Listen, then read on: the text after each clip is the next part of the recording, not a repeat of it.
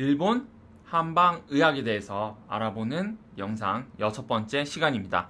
이번 시간에는 지난 시간에 이어서 한약 작용에 대한 일본에서의 연구들을 같이 한번 조금 더 살펴보도록 하죠. 지금 보이는 그림을 보시면은 제가 지난 시간에 얘기했었던 도네페질이라고 하는 치매 환자들에게 효과적인 아세틸콜린 에스테라제 억제제에 대한 기전이 설명이 되어 있습니다.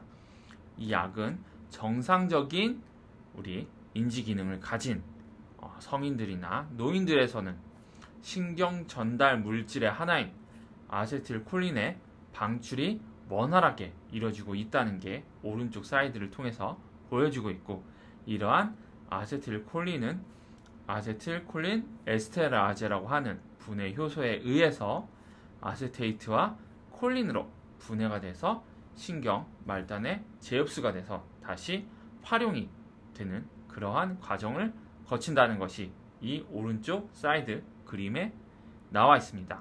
반면 치매 환자들에서는 이 아세틸콜린의 분비가 원활하지 않고, 이로 인해서 아세틸콜린에 의한 신경 전달이 제대로 되지 않는 문제가 발생을 한다는 것, 이것이 물론 굉장히 다양한 병리적인 현상들이 우리 치매 환자들에서 나타나지만 그 중에서도 특히 아세틸콜린의 전달이 제대로 되지 않는다, 이 부분을 개선을 하게 되면 환자의 인지기능 감퇴를 다소 완화시킬 수가 있을 것이다 라는 추론 하에서 아세틸콜린 에스테라제 억제제, 바로 도네페질이라고 하는 이러한 약제를 통해서 치료 효과를 나타낼 수 있게 되는 겁니다. 즉, 우리 아세틸콜린의 분해를 억제를 하는 그러한 약물을 통해서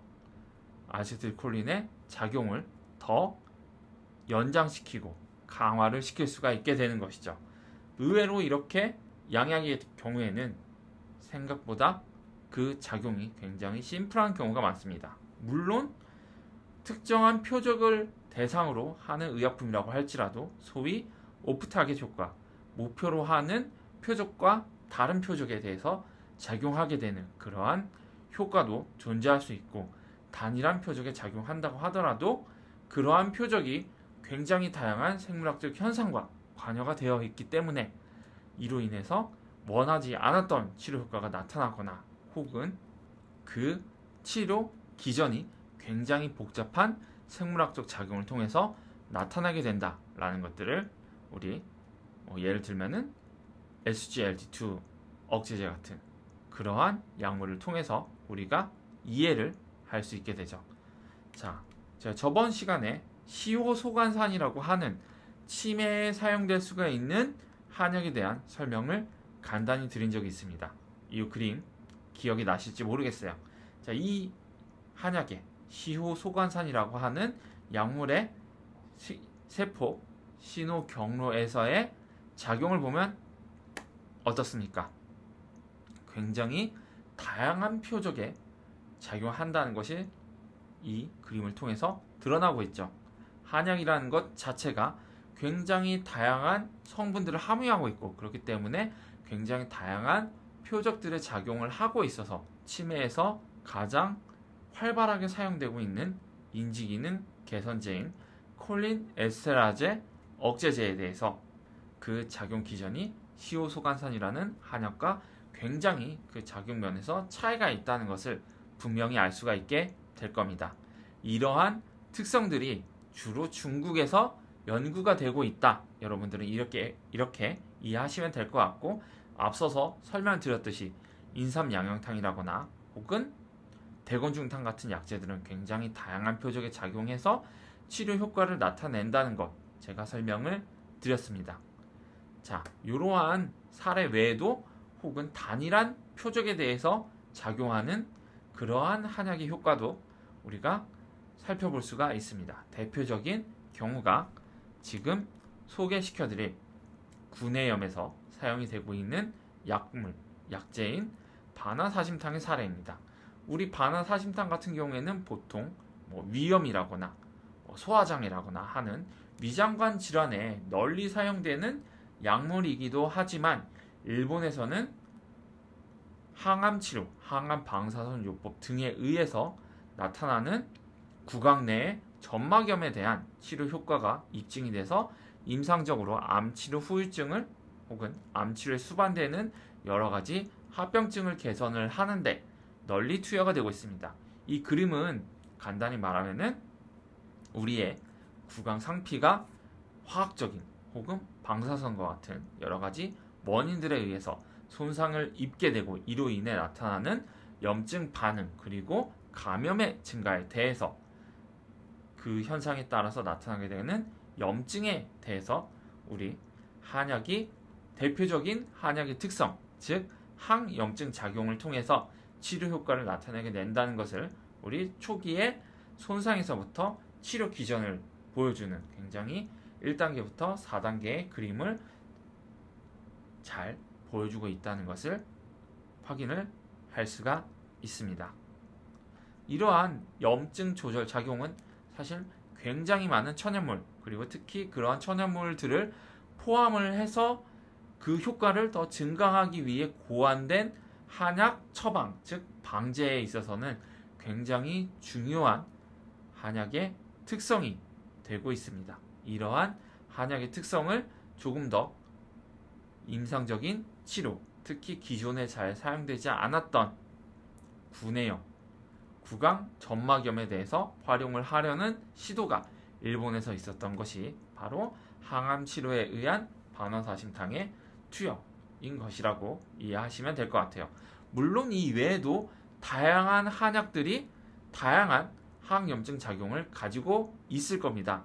하지만 어떠한 표적에 대해서 우리 몸에서도 어떠한 부분에 더 작용을 하게 될지에 대해서는 아직까지 모르는 부분들이 굉장히 많기 때문에 이러한 전통적인 사용 경험 그리고 현대적인 임상 경험을 바탕으로 해서 기존의 한약을 널리 사용하게 되는 더 치료 범위를 넓히고 적응증을 확대시켜 나가는 그러한 전략이 일본에서의 한약에 대한 한 연구 방안이라고 할 수가 있을 겁니다.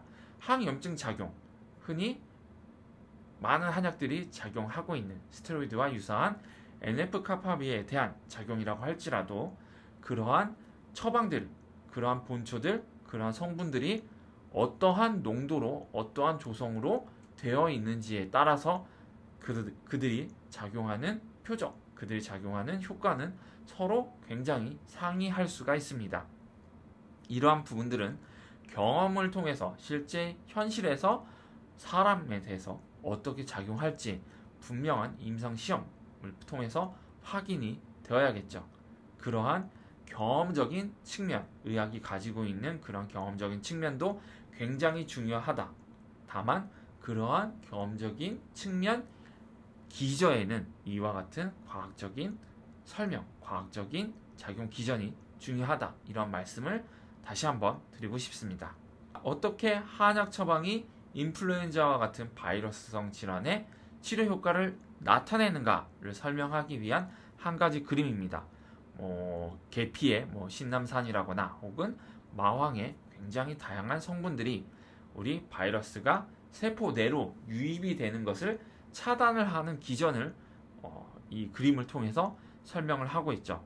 우리 M2 단백의 저해 효과를 가진다거나 아니면은 바이러스가 세포 내로 유입을 하는 그러한 과정에 있어서 사용하는 그러한 효소들을 차단을 한다는 그러한 기전들이 상당히 잘 알려져 있습니다. 최근에는 우리 코로나 바이러스 감염에 대해서 ACE2에 대한 어떤 침입일 기전이 코로나 바이러스의 작용 기전이 우리 몸에 대한 침입 기전이 잘 알려져 있죠. 그러한 상황에 대해서 한약이 ACE2에 대해서 작용을 하고 이를 통해서 코로나 바이러스가 우리 세포 내로 유입이 되는 것을 차단을 하는 기전이 있지 않을까라는 연구들도 굉장히 활발히 진행이 되고 있습니다. 이러한 사례들은 이미 우리 인플루엔자 바이러스에 대한 혹은 뭐 조류 독감이나 과거의 신종 플루와 같은 그러한 질환들에 대해서도 한약이 어떻게 치료 효과를 가지는가에 대해서 여러 연구들을 거친 끝에 한약의 몇몇 성분들이 바이러스의 우리 세포로의 침입을 억제를 하는 몇 가지 기전들을 가지고 있다라는 것들을 규명을 했습니다. 지금 보여드리는 그림이 그러한 기전들을 잘 보여주고 있다, 이렇게 말씀을 드릴 수가 있겠죠.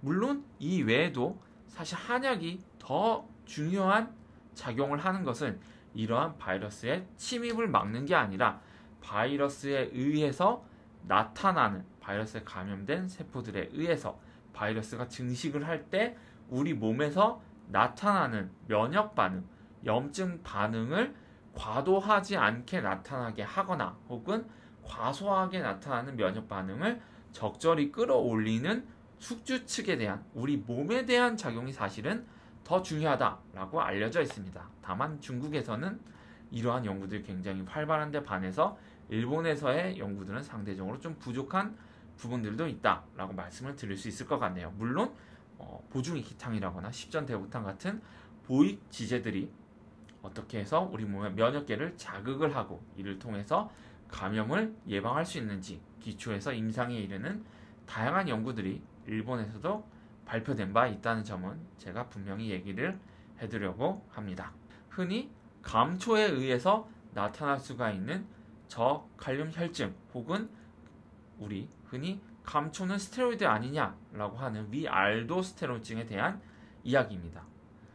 우리 몸에서 스테로이드 호르몬, 부신에서 분비가 되는 당질 코르티코이드라는 호르몬은 흔히 우리가 피부 질환이라거나 아니면은 그 외 다양한 염증성 질환에 대해서 사용하는 덱사메타손과 같은 그러한 스테로이드와 유사한 화학적 구조를 가지고 있고, 이를 통해서 우리 몸은 스트레스에 대해서 대처를 하는 능력, 그리고 스트레스 반응에 의해서 증가할 수가 있는 염증 반응을 적절하게 억제를 하는 그러한 효능을 가지고 있는 호르몬 중에 하나입니다. 그러한 항염증 작용에 착안을 해서 이를 의약품으로 만든 것이 다양한 우리들이 알고 있는 스테로이드 제제라고 이해를 하시면 될 것 같아요.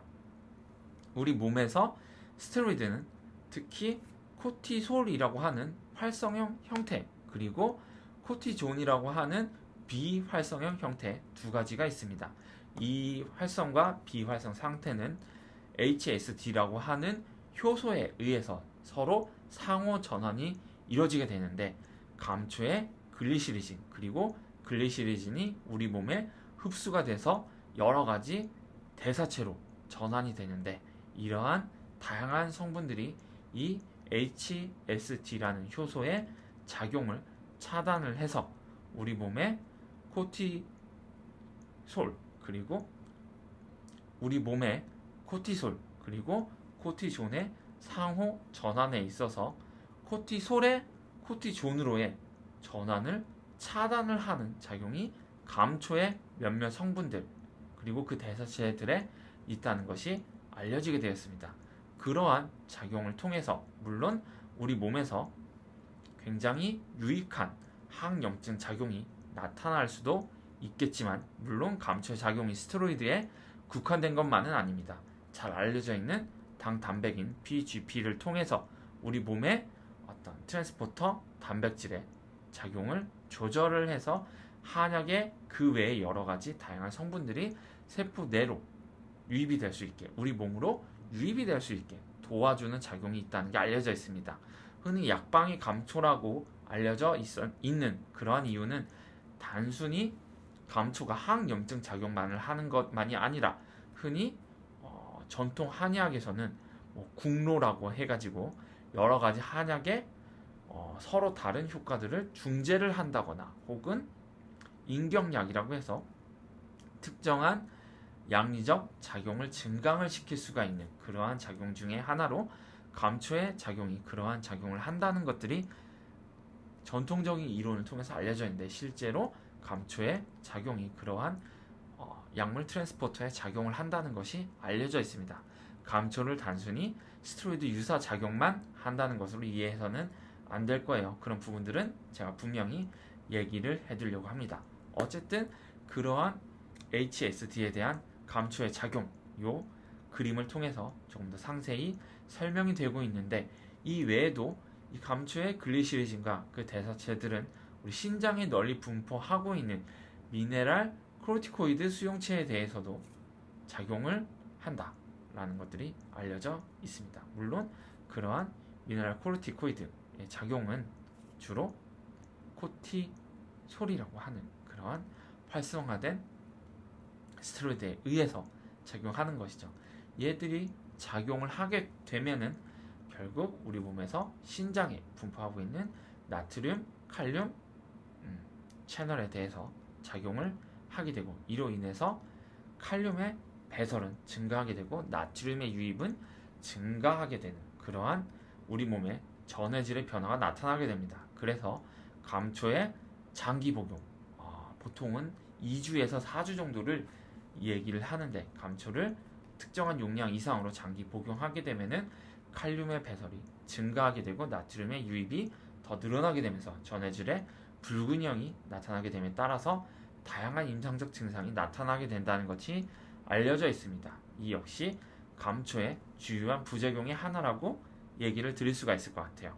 이러한 미알데스테론증과 우리 몸의 저칼륨 혈증은, 그리고 그에 기여하는 감초의 작용 기전, 감초의 부작용 기전이 일본에서의 다양한 연구들을 통해 입증이 되어 있습니다. 한약에 대한 연구가 단순히 효과에 대해서만 이뤄진 게 아니라 그 부작용이 있다고 한다면은 어떤 이유에서 부작용이 나타나는지, 그리고 그 부작용이 어떻게 나타나는지를 이해를 해야만 그 부작용을 피할 방법을 이해를 할 수가 있게 되겠죠.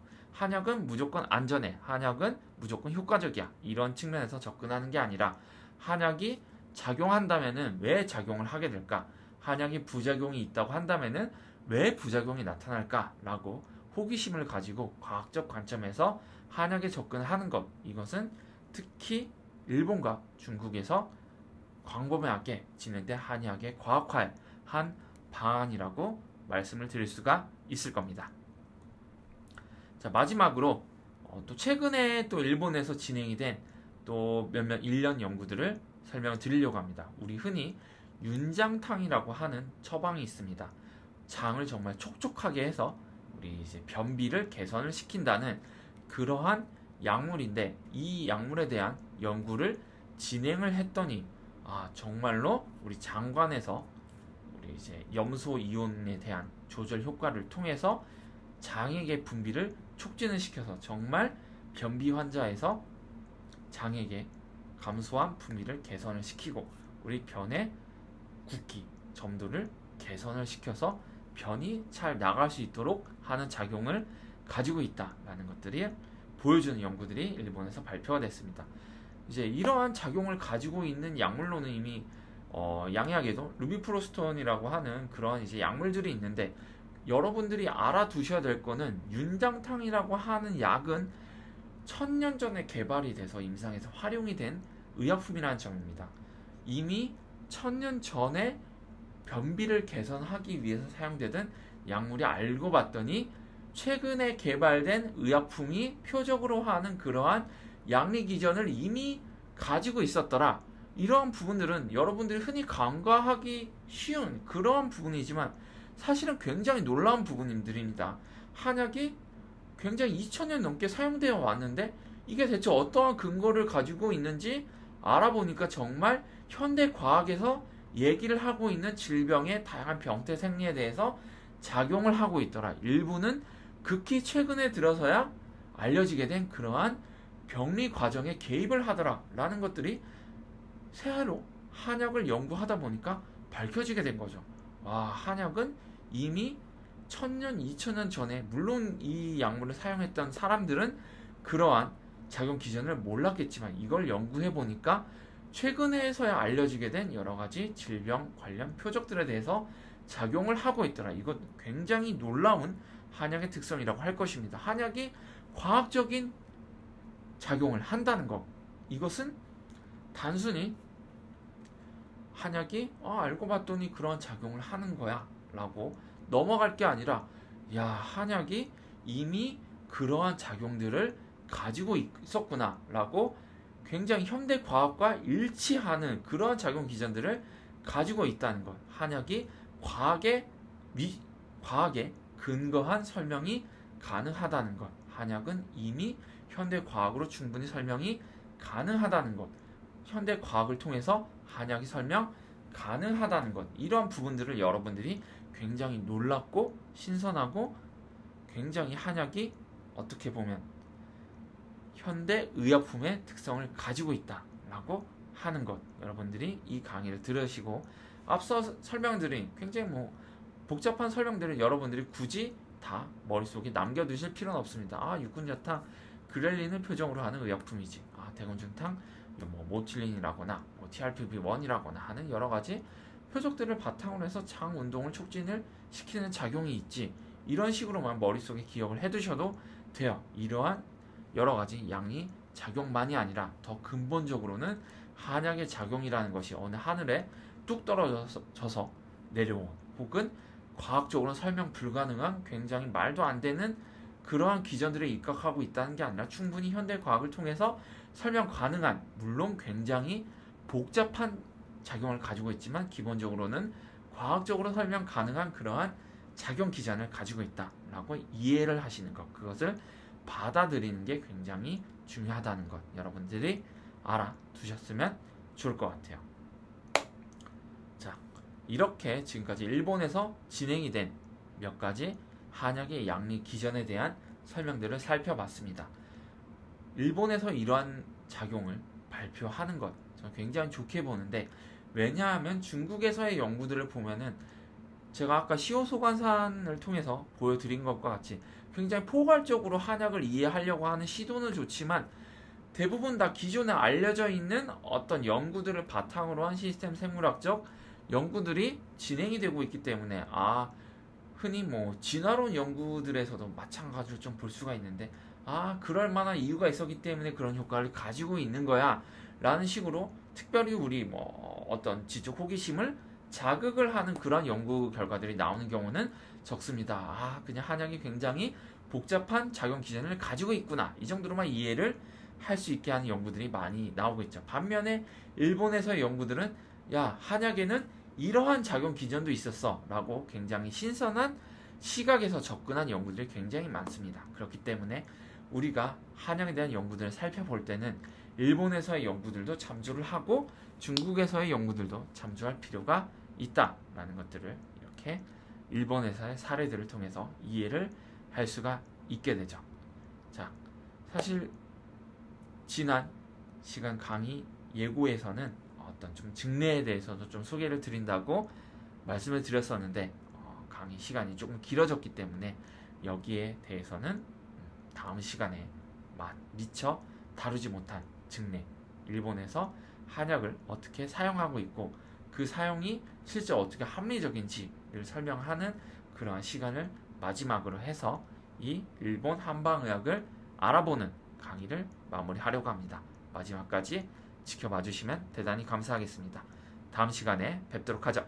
감사합니다.